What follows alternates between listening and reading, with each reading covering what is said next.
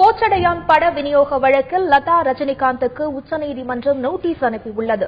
பெங்களூருவைச் சேர்ந்த ஆர்பீரோ நிறுவனம் தாக்கல் செய்த மேல்முறையீட்டு மனுவில் நோட்டீஸ் அனுப்பப்பட்டுள்ளது. இதுகுறித்த கூடுதல் தகவல்களை தருகிறார் எமது செய்தியாளர் அரவிந்த்.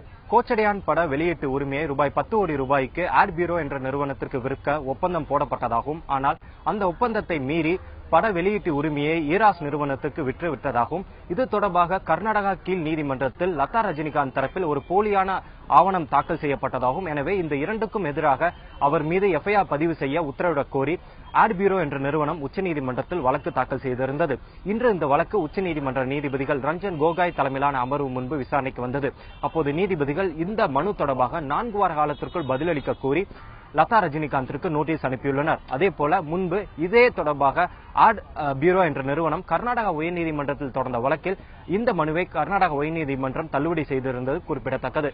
தந்தை செய்திகளுக்காக புதுடெல்லியிலிருந்து ஒளிப்பதிவாளர் பூபேந்திரோடன் அரவிந்த்.